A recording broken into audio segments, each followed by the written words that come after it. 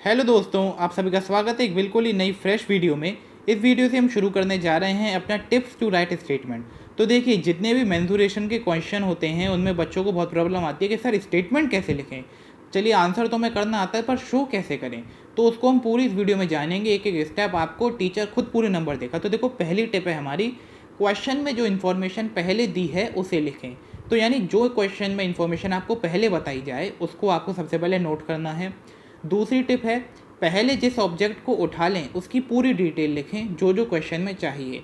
तो मतलब आपसे ऑब्जेक्ट में दो चीज़, मतलब क्वेश्चन में दो ऑब्जेक्ट की बात की गई है, क्यूब की और सिलेंडर की। तो अगर आप क्यूब के बारे में लिखना शुरू कर रहे हैं तो आप क्यूब की एज, और आपको अगर क्यूब का वॉल्यूम नेसेसरी है वहाँ पर तो उसका वॉल्यूम निकाल दीजिए।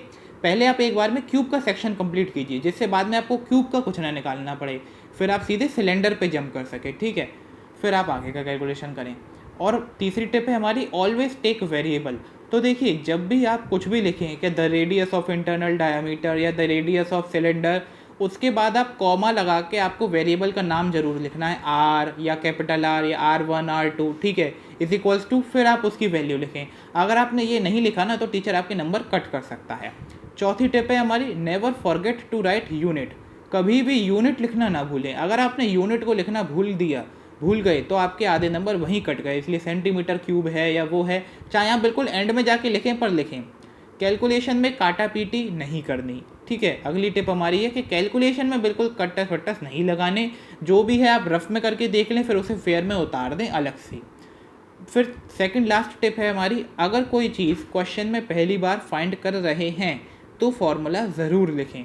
जैसे कि मान के चलिए आपको सिलेंडर का वॉल्यूम फाइंड करना है, तो आप अगर क्वेश्चन में वो पहली बार कर रहे हैं तो पहले आप सिलेंडर की वॉल्यूम का फॉर्मूला लिखें, वही वेरिएबल के संग लिखें। जैसे अगर आपने मान के चलिए वहाँ पे सिलेंडर का रेडियस स्मॉल आर माना है तो आप फॉर्मूले में लिखिए pi small r square h, ठीक है। अब आप कुछ और मत लिखिए, वही लिखिए, ठीक है, पाई आर स्क्वायर एच। उसके बाद आप अपना आगे का कैलकुलेशन करना शुरू कीजिए। सेवेंथ और हमारी लास्ट टिप है, सिंगल लाइन स्पेस।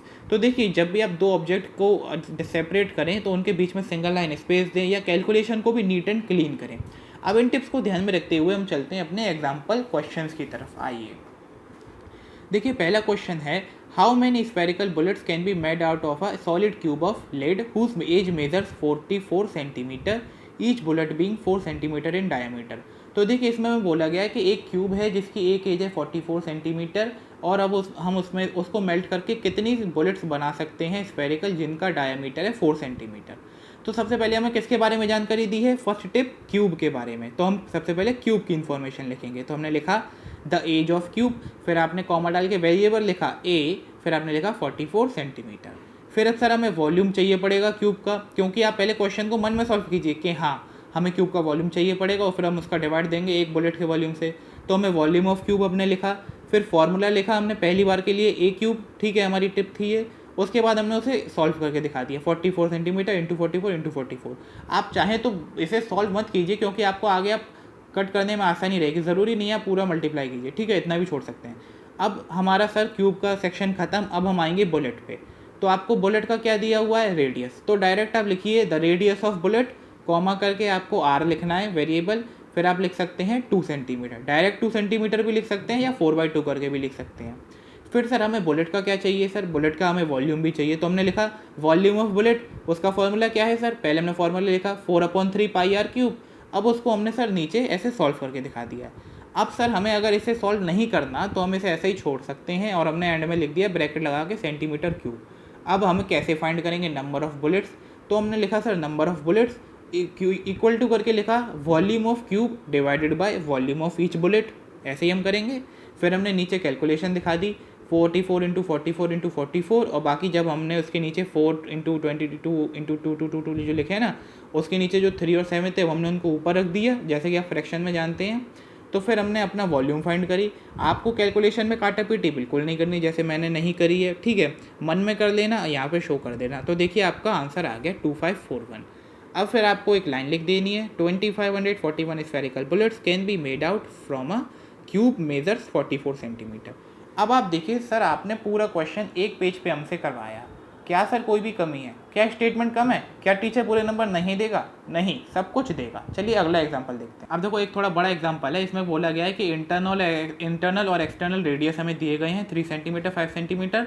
ठीक है, एक हमारा ये स्फेयर के रेडियस है, हॉलो स्फेयर है हमारा, तो यानी इसमें मेटल का हम वॉल्यूम फाइंड करेंगे और उसको मेल्ट करके एक सिलेंडर बना रहे हैं जिसकी हाइट हमें गिवन है, तो हमें सिलेंडर का डायमीटर पता करना है और कर्व्ड सरफेस एरिया। पहले क्या गिवन है वो हमने लिख लिया, the internal radius small r is equal to 3 centimetre, the external radius capital R अलग अलग मान रहे हैं ना 5 सेंटीमीटर। अब सर हमें डायरेक्ट वॉल्यूम ऑफ मेटल निकालना है इसका, तो हमने लिख दिया 4/3 pi capital R cube minus 4/3 pi small r cube. Sir हमने कॉमन ले लिया इसमें से, वो ज़्यादा अच्छा रहेगा कैलकुलेशन में। फिर कॉमन लेने के बाद हमने अपनी कैलकुलेशन शो करी बिना काटा पीटी के, एंड में यूनिट लगा के छोड़ दिया, आगे सॉल्व नहीं करा।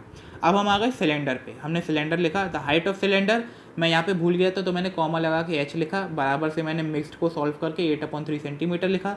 फिर जब आप किसी चीज़ को लेट कर रहे हो, मान रहे हो, आपको दी ना हो, तो आपको शुरू करनी है लेट से। Let the radius of cylinder be u। आप अगर u मान रहे हैं या r मान रहे हैं, जो भी है, मैंने असल में r में ऊपर मान चुका था इसलिए मैंने u माना है।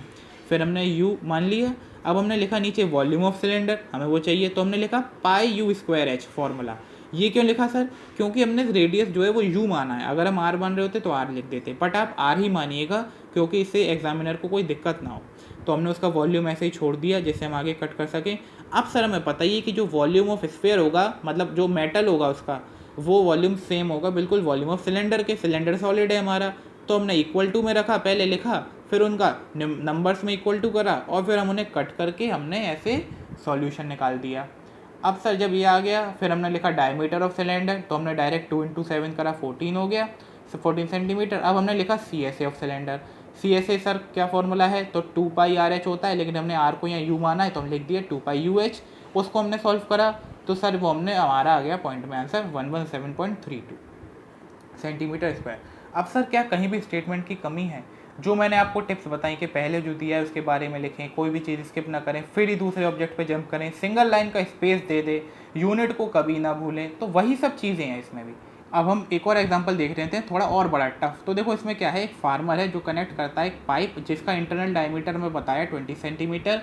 किससे कनेक्ट करता है? सिलेंडर से कनेक्ट करता है जिसका डायमीटर है, सिलेंड्रिकल टैंक से जिसका डायमीटर है 10 मीटर और वो 2 मीटर गहरा है। ठीक है, अब अगर वाटर जाता है पाइप से 3 किलोमीटर प्रति घंटा की रफ्तार से, तो बताइए कितनी देर में टैंक फिल होगा।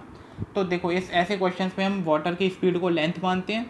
अब लेकिन पहले हमें दिया गया है पाइप के बारे में, तो हम लिखेंगे the radius of pipe r is equal to 10 centimetre. बाकी चीज़ें मीटर में हैं तो हमने इसको भी मीटर में बदल लिया, 10/100। ठीक है, मीटर हमने कर लिया। फिर हमने देखा, अब देखो ऐसे क्वेश्चन में वाटर वाले में हम लिखते हैं सबसे बढ़िया line, length of water flow through pipe in 1 hour या हाफ एन आवर या 1 मिनट या 1 सेकंड, जो भी आपको मांगे मैंने। तो मैंने 3 किलोमीटर को 3000 मीटर कर लिया।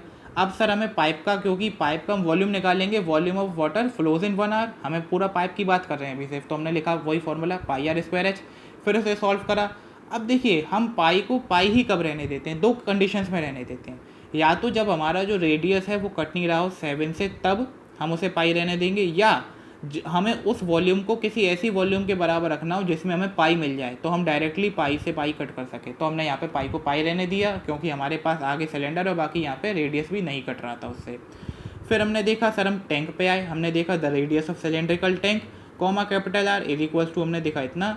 फिर हमने देखा हाइट ऑफ सिलेंडर के हमने लिख दिया। अब हमें बताया कि sir volume of water can be filled in tank, क्योंकि कितना पानी टैंक में भर सकता है। फिर हमने फॉर्मूला लिखा πr²h, सिलेंडर की वॉल्यूम निकाल दी 50 पाई मीटर क्यूब।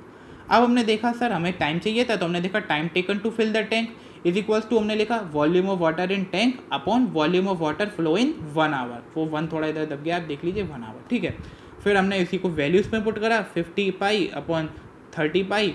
अब इसको सॉल्व करने के बाद हमें मिला, तो देखिए पाई से पाई कट हो जाएंगे, 0 से 0 कट, आप 5/3 को सॉल्व कर सकते हैं, आपको मिल जाएगा 1.66। अब आप 1.6 आवर को आप कह सकते हैं 1 आवर 36 मिनट, या राउंड ऑफ करके 1 आवर 40 मिनट्स आपका आंसर आ गया। तो देखिए कितना ये टफ क्वेश्चन था जिसके स्टेटमेंट बनाने में हमें पता नहीं कितनी देर लग जाती, कितनी आसानी से हमने सारे स्टेटमेंट बना दिए, सॉल्व हो गया। इसी के साथ ही वीडियो खत्म होती है। अगर आपको अच्छी लगी तो प्लीज़ मेरी वीडियो को लाइक कीजिए। मैं सारे चैप्टर्स के स्टेटमेंट बनाना आपको सिखा दूंगा आपके पेपर से पहले, तो प्लीज़ सब्सक्राइब भी कर दीजिए। Thank you.